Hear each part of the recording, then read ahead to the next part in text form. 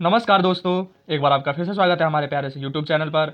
तो आशा करता हूँ आप एकदम सुरक्षित और स्वस्थ होंगे और आपकी जो नए बच्चे जो नए बैच में आए हैं 2023-24 में उनकी पढ़ाई जो है बिल्कुल अच्छे से चल रही होगी। तो हमने जो आपका फर्स्ट चैप्टर जो है वो आपको सोशोलॉजी का करवा दिया है और आज हम जो है सेकंड चैप्टर जो आपके सिलेबस के अनुसार आ रहा है उसे हम लेकर के आ चुके हैं। अगर आपने फर्स्ट वीडियो नहीं देखी है तो सबसे पहले जा करके आप वो वीडियो को देख लें, क्योंकि आपको जो हमने उस वीडियो में बहुत अच्छे से समझाया। अगर आप वो वीडियो देख लेते हैं तो उसके बाद जो आपका उस चैप्टर से रिलेटेड कोई भी समस्या नहीं रह जाएगी। तो अगर आप हमारे यूट्यूब चैनल पर पहली बार आए हैं तो आप हमारे चैनल को सब्सक्राइब कर सकते हैं, जिससे हम जो भी स्टडी से रिलेटेड वीडियो डालें तो आपको सबसे पहले नोटिफिकेशन मिल जाए। तो चलिए बिना किसी देरी के वीडियो को शुरू करते हैं। तो हमारा चैप्टर है जिसका नाम है सामाजिक संस्थाएं, निरंतरता एवं परिवर्तन। हम इसमें जो है सामाजिक संस्था कि समाज जो है कैसे बनता है ना, कैसे चलता है और कैसे इसमें परिवर्तन आता है, इन सब चीज़ों के बारे में जो है इसमें हम पढ़ेंगे। तो चलिए शुरू करते हैं। जनसंख्या सिर्फ अलग अलग असंबंधियों व्यक्तियों का जमघट नहीं है। मतलब हमें यहाँ पर ये कह रहा है कि जनसंख्या जो है वो सिर्फ अलग अलग संबंधियों असंबंधियों व्यक्तियों का गठन नहीं है, परंतु यह विभिन्न प्रकार के आपस में संबंधित वर्गों व समुदाय से बना हुआ है। तो हम जानते हैं जनसंख्या या समाज जो है वो क्या है, लोगों से वर्गों से मिलकर के क्या है, बनता है। अब यहाँ पर क्या है कि भारत समाज जो है तीन प्रमुख संस्थाएं हैं। भारत जो एक समाज है वो कितने प्रकार की है, वहाँ पर संस्थाएं तीन प्रकार की। सबसे पहला है एक जाति, जनजाति और परिवार। यहाँ पर तीन संस्थाएं देखने को मिलती है। सबसे पहले देखते हैं जाति जो है वो भारतीय उपमहाद्वीप में पाई जाने वाली संस्था है। ठीक, भारत में हजारों सालों से प्रचलित है।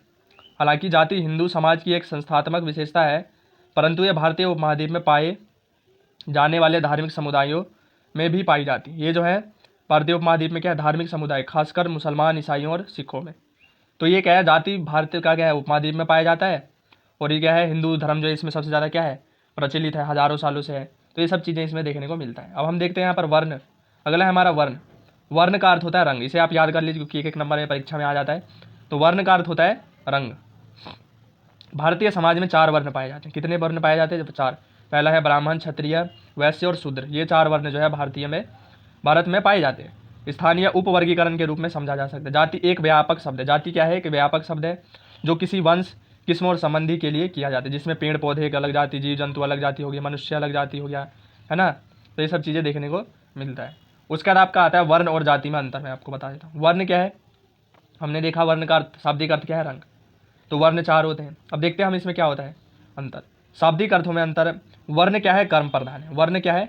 कर्म प्रधान है। वर्ण कहाँ से आता है? यहाँ जो हम कर्म करते हैं उस पर आधारित जो चार वर्ण थे उसमें जो सेट होता है हमारा काम, वो क्या है, एक कर्म पर आधारित। और जाति क्या है? जन्म पर आधारित। कि हम सब क्या है, जन्म लेते हैं तो हमें क्या मिल जाती है, एक जाति मिल जाती है। जैसे मनुष्य जाति में लिया तो जाति क्या हो गई हमारी, मनुष्य जाति। जीव जंतु में जो जानवर जन्म लेते हैं उनकी जाति जीव जंतु में हो गई। पेड़ पौधे में जो होते हैं वो किस में हो गए, पेड़ पौधे जाति में होते हैं। तो इसको हम सब क्या है, बदल नहीं सकते।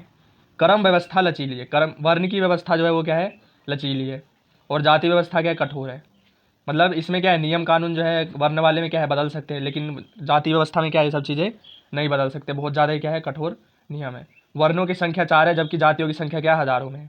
मतलब वर्ण क्या है, सिर्फ चार है, और लेकिन जातियाँ क्या है, बहुत सारी हैं। उनका क्या है, लगभग यहाँ पर हमें जो बताया गया एनसीईआरटी के अनुसार वो लगभग आपके है 3000 जातियाँ आपको देखने को मिलती है। वैदिक काल में जाति व्यवस्था बहुत विस्तृत थी। वैदिक काल में क्या थी, जाति व्यवस्था बहुत ज़्यादा विस्तृत थी और कठोर नहीं थी। उस टाइम क्या है, कठोर नहीं माना जाता था वैदिक काल में। लेकिन वैदिक काल के बाद यह व्यवस्था बहुत कठोर हो गई। जैसे ही वैदिक काल खत्म हुआ वैसे क्या हुआ, जाति व्यवस्था बिल्कुल कठोर हो गई। जाति जन्म से निर्धारित होने लगी, जैसे विवाह, खान पान आदि के कठोर नियम बन गए। जब जाति क्या हुआ, जन्म पर आधारित होने लग गया, और जो विवाह होता था उसके कठोर नियम, जैसे कि मान लीजिए एक गोत्र का है जैसे कोई व्यक्ति, जैसे तो वो क्या है, एक दूसरे से विवाह नहीं कर सकता। जैसे खान पान से रिलेटेड हो गया आदि, ये सब क्या है, कठोर नियम बन गए। व्यवसाय को जाति से जोड़ दिया गया। क्या कर दिया गया, व्यवसाय को मतलब काम धंधे को भी क्या है, कर्म को भी है, जाति से जोड़ दिया गया। जो वंशानुगत थे, मतलब जो जिस वंश में जो काम हो रहा है, क्या कर दिया गया कि अब जो है वो आगे का वंश भी वही काम करेगा। इसे एक पीढ़ी नुमा व्यवस्था बना दिया गया जो ऊपर से नीचे जाती है। तो आशा करता हूँ आप एकदम समझ गए होंगे। अगर आपने अभी तक हमारे यूट्यूब चैनल को सब्सक्राइब नहीं करा तो चैनल को सब्सक्राइब कीजिए, जिससे हम जो भी स्टडी से रिलेटेड वीडियो डालें तो सबसे पहले आपको नोटिफिकेशन मिल जाए। और वीडियो अच्छी लगी तो वीडियो को लाइक भी कीजिए। अब हम सब देखेंगे कि जाति की सामान्य विशेषता क्या है। इसकी विशेषता आ जाती है परीक्षा में। तो जाति क्या है, जन्म से आधारित है। क्या है, जन्म से आधारित है। इसमें क्या है, विवाह के संबंधी कठोर नियम है। जैसे जाति अपने सदस्यों पर विवाह संबंधी कठोर नियम लागू। जाति समूह सजातीय होते हैं, अर्थात वह अपनी जाति समूह से ही हो सकते हैं। ठीक है। जाति अपने सदस्यों पर खान पान संबंधी नियम लगाते हैं। सबसे पहले क्या है, जाति क्या है, जन्म पर आधारित है, इसमें कठोर नियम है। इसमें खान पान पे संबंधित अलग अलग मतलब नियम बनाए, किस प्रकार खाना खा सकते हैं, किस प्रकार का नहीं, इसके साथ खाना बांट कर खाया जा सकता है कि नहीं, किन के साथ खाना खाना है, किन के साथ नहीं। तो ये सब चीज़ों को लेकर के जाति में कठोर नियम देखने को मिलता है। उसके बाद आपका अगला है, जाति एक खंडात्मक संगठन है, अर्थात जातियों में उप जातियाँ पाई जाती है। क्या है, खंडात्मक संगठन है, जाति होती है लेकिन उसमें भी क्या है, कुछ जाति ऐसी होती है जिनको क्या माना जाता है, उन जाति से भी ऊपर माना जाता है। जाति अधिक्रम पर भी आधारित व्यवस्था है। ठीक, जाति व्यवस्था में प्रत्येक जाति के एक निर्धारित स्थान पर आते हैं, मतलब जाति जो होती है तो उसमें भी क्या है, विभिन्न जातियों को अलग अलग स्थान पर दिया गया है। ठीक है, तो आशा करता हूँ आप एकदम जाति के बारे में एकदम अच्छे से समझ गए होंगे। जाति व्यवस्था में व्यवसाय वंशानुगत होते हैं। व्यवसाय क्या होते हैं, जैसे कि मैंने बताया, जाति व्यवस्था में व्यवसाय मतलब जिस जाति में जो जन्म लेगा वो क्या करेगा, वही काम को करेगा, अर्थात इसमें व्यवसाय चयन पर रोक है। इसमें ये कहा गया है कि अपनी मर्जी से जो तुम नया व्यवसाय नहीं खोल सकते, जो तुम्हारे पीढ़ी वाले पिछले पीढ़ी के जो लोग करते हुए आए हैं वही तुम्हें करना पड़ेगा। उसके बाद जाति व्यवस्था को सिद्धांत के दो समुच्चय मिश्रण के रूप में समझा जाता है। अब देखिए, ज़्यादा समझने की जरूरत है आपको। ये जो है आपका जाति व्यवस्था को सिद्धांत के दो समुच्चयों के मिश्रण के रूप में समझा। सबसे पहले आता है आपका भिन्नता व अलगाववाद के, और संपूर्णता और अधिकरण पर जो है ये जो है आपको देखने को मिलता है। अब अगला है हमारा, प्रत्येक जाति अन्य जाति से भिन्न है। मतलब हर जाति, जितने भी जातियाँ हैं वो क्या है, एक दूसरे से क्या है, भिन्न यहाँ पर देखने को मिलता है। जैसे कि उनके नियम शादी के अलग होंगे, खान पान अलग होगा, सामाजिक अंतःक्रिया से लेकर व्यवसाय तक जो है आपको देखने को अलग मिल सकता है। पृथक जाति का कोई व्यक्तिगत अस्तित्व नहीं है। क्या है, ये भिन्नता और अलगाववाद का आपका ये था, और ये जो आपका ये है संपूर्णता और अधिक्रम का, कि पृथक जातियों का कोई व्यक्तिगत अस्तित्व नहीं है और सभी जातियां मिलकर ही समाज को संपूर्णता प्रदान करती है। तो वही होगा, एक समाज मिल करके तो एक जाति मिल करके तो पूरे समाज को चला नहीं सकती। तो क्या होगा, उसमें बहुत सारी, जैसे कि मान लीजिए किसी का काम दुकान चलाने का है, तो सिर्फ वहाँ दुकान खुल जाएगा तो पूरा वो समाज थोड़ी चल जाएगा। तो क्या है, और भी व्यवसाय की वहाँ पर जरूरत होती है, तभी तो समाज एक चल पाते हैं। उसके बाद आपका अगला है, श्रेणी और अधिक्रम में जातियों का आधार। देखिए, दो प्रकार से इनको बांटा गया। सबसे पहले आपका शुद्धता और अशुद्धता पर श्रेणी क्रम में जो है दो श्रेणी में बांटा गया कि ये जाति शुद्ध है और ये जाति अशुद्ध है। वे जातियाँ शुद्ध या पवित्र मानी जाती है जो कर्मकांडों धार्मिक कृत्यों में संलग्न रहते हैं। तो वे जाति जो कर्मकांड हो गए, है ना, धार्मिक क्रिया, भगवान से जुड़े हुए पूजा पाठ हो गया, ये सब चीज़ें जो करते हैं वो कौन होते हैं, शुद्ध। और अशुद्ध कौन है, अपवित्र मानी जाती है, जो असंस्कारित होते हैं, जो इनके अंदर संस्कार नहीं होता, उन्हें क्या कहा गया है कि वो है अशुद्ध। तो ये सब चीज़ें आपको देखने को मिलती है श्रेणी अधिक्रम में जातियों के। एक शुद्धता होता है, एक अशुद्धता होता है। शुद्ध वो होते हैं जो भगवान के जैसे कर्मकांड, धार्मिक कृत्य, ये सब चीज़ें जो अच्छे कर्म करते हैं। उसके विपरीत जो अच्छे कर्म नहीं करते, जिनकी कोई संस्कृति नहीं होती है, वे जातियाँ को हमको नहीं कहा है, अशुद्ध कहा है, अशुद्ध और अपवित्र। तो आप भी यही समझेंगे भाई, जो अच्छा काम नहीं करेगा तो व्यक्ति तो वैसे ही खराब है ना। उपनिवेशवाद तथा जाति व्यवस्था क्या होता है, अब हम देखेंगे उपनिवेशवाद तथा जाति व्यवस्था। उपनिवेशवाद में जाति व्यवस्था क्या थी और उपनिवेशवाद, सबसे पहले मैं आपको ये बता दूं उपनिवेशवाद है क्या। तो किसी देश का किसी देश पर शासन क्या कहलाता है, उपनिवेशवाद। जैसे कि भारत क्या था, ब्रिटेन का उपनिवेश था, है ना। तो आशा करता हूँ आप एकदम उपनिवेशवाद को समझ चुके हैं, मतलब गुलाम। उपनिवेशवाद का अर्थ होता है गुलाम, कि भारत क्या था, अंग्रेजों का उपनिवेश था, है ना। वर्तमान काल में जाति पर औपनिवेशिक काल और स्वतंत्रता के बाद भी बहुत परिवर्तन दिखाई पड़ते हैं। वर्तमान काल में जाति पर औपनिवेशिक काल और स्वतंत्रता के बाद भी बहुत परिवर्तन दिखाई देते हैं, जिन्होंने जाति व्यवस्था के रूप में एक मजबूत आधार प्रदान किया। अंग्रेजों ने देश पर कुशलतापूर्वक शासन करने के लिए जाति की जटिलताओं को समझने के लिए कई महत्वपूर्ण कदम उठाए। ठीक है, कदम उठाए, इसमें सबसे महत्वपूर्ण कदम जनगणना के रूप में उठाया गया। उन्होंने क्या करा, जनगणना करा और ये देखा कि कौन सी जाति की जनसंख्या क्या है। तो इन सब पर आधारित क्या है, वो फिर नई व्यवस्था लाने वाले थे। ठीक है, तो आशा करता हूँ आप एकदम अच्छे से इसको समझ चुके होंगे, है ना। जनगणना को 1860 के दशक में प्रारंभ किया, परंतु 1881 में पहली नियमित जनगणना की गई। तो जैसे कि मैंने आपको जनसंख्या वाला जो आपका चैप्टर था पहला, उसमें मैंने आपको पढ़ा दिया था, इसलिए मैं आपको कह रहा हूँ पहले वो वीडियो देख ले, जिससे आपको जो है इसमें भी बहुत ज़्यादा हेल्प मिल जाए। तो सबसे पहली जो भारत में जनगणना हुई थी वो कब हुई थी, 1881 में, है ना। तो 1881 में, और अभी 2011 में, तो टोटल अभी तक 15 बार जनगणना हो चुकी है। और इसके बाद नियमित रूप से हर 10 वर्ष पर होने लगी, मतलब 1891, फिर उसके बाद 2001, है ना, 1901, ऐसे कर करके क्या हर 10 साल पे जो है जनगणना कराया जाने लगा। फिर 1921 में आया वह हार्वर्ड रीजले के निर्देशन में एक जनगणना में जातियां और सामाजिक अधिक्रम के बारे में जानकारी एकत्रित की गई।